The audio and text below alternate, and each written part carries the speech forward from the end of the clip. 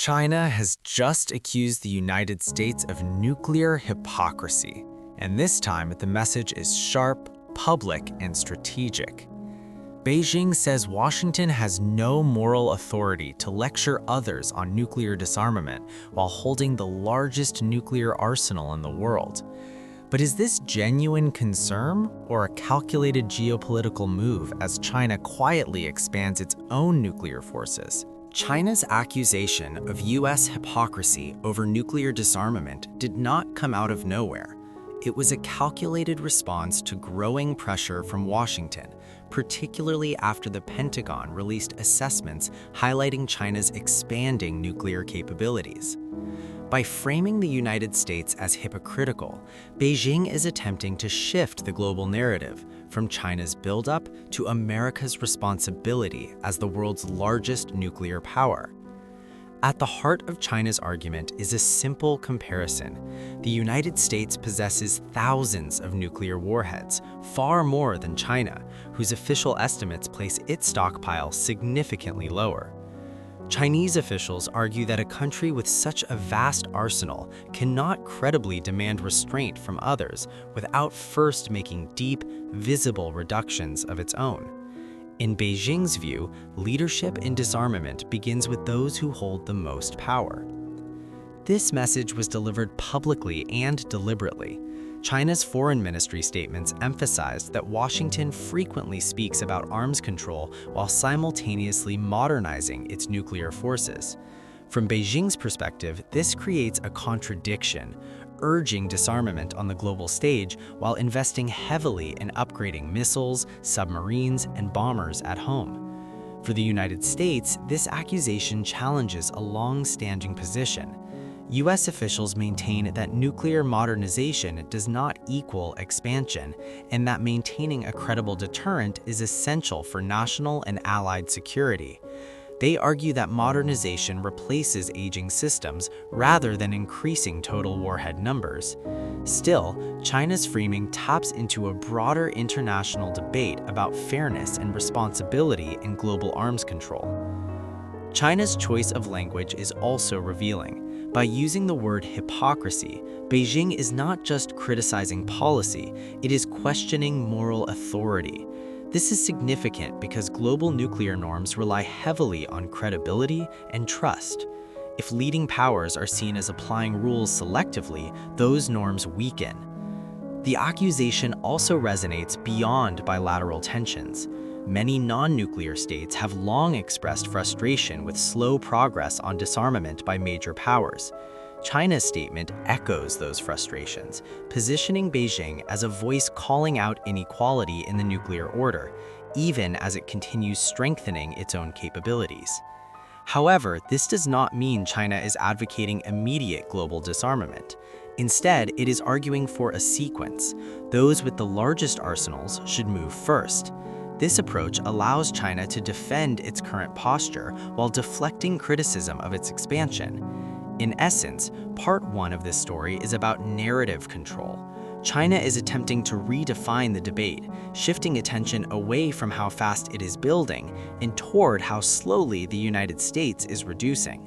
Whether that narrative gains traction depends on how Washington responds and how global audiences interpret the balance between deterrence and responsibility. The backdrop to China's accusation is a Pentagon assessment that raised alarms about the pace and scale of Beijing's nuclear development.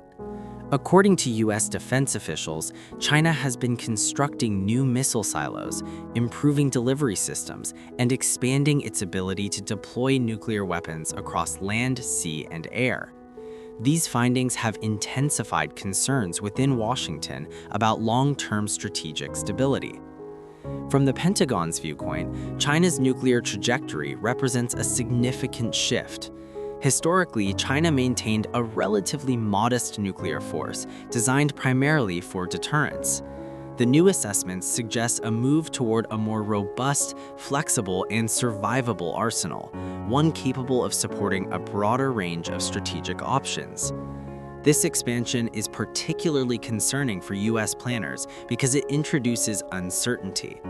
Transparency has long been a cornerstone of arms control, yet China provides limited public data about its nuclear posture. Without clear communication, worst-case assumptions begin to shape defense planning. U.S. officials argue that this lack of transparency is destabilizing. When intentions are unclear, deterrence becomes riskier. Miscalculation, not deliberate aggression, becomes the primary danger. This is why Washington has repeatedly called on Beijing to engage in arms control dialogue. China, however, rejects the Pentagon's framing. Chinese officials claim that U.S. reports exaggerate the scale of their buildup and ignore America's own modernization efforts. From Beijing's perspective, the Pentagon's language is part of a broader strategy to justify U.S. defense spending and regional military presence. This disagreement reveals a fundamental clash in strategic culture. The United States emphasizes predictability and negotiated limits. China emphasizes sovereignty and strategic ambiguity. Each side views the other's approach as destabilizing. For the American public, the Pentagon report reinforces a familiar narrative, a rising competitor challenging U.S. military dominance. For China, it represents external pressure designed to constrain its rise. These opposing interpretations make compromise more difficult. The report also complicates global arms control efforts. Existing treaties largely exclude China, focusing instead on U.S.-Russia dynamics. As China's capabilities grow, the absence of a trilateral or multilateral framework becomes increasingly problematic. Ultimately, the Pentagon report is more than an intelligence document. It is a signal to allies, adversaries, and domestic audiences that the nuclear balance is changing. China's accusation of hypocrisy is in part an attempt to counter that signal with one of its own. China's criticism focuses heavily on one undeniable fact. The United States possesses the world's largest and most sophisticated nuclear arsenal. Even after decades of reductions, America maintains thousands of warheads, along with the infrastructure to deploy them globally. From China's perspective, this scale undermines Washington's credibility. Beijing argues that true disarmament leadership requires deep cuts, not rhetorical commitments. By pointing to U.S. modernization programs, China suggests that America is preserving dominance rather than moving toward elimination. The U.S. response is more nuanced. American officials emphasize that modernization does not mean expansion. Aging systems, some dating back decades, must be replaced to remain safe and reliable. Without modernization, deterrence could fail, a risk Washington is unwilling to take. There is also the alliance factor. The U.S. nuclear umbrella extends to allies across Europe and Asia.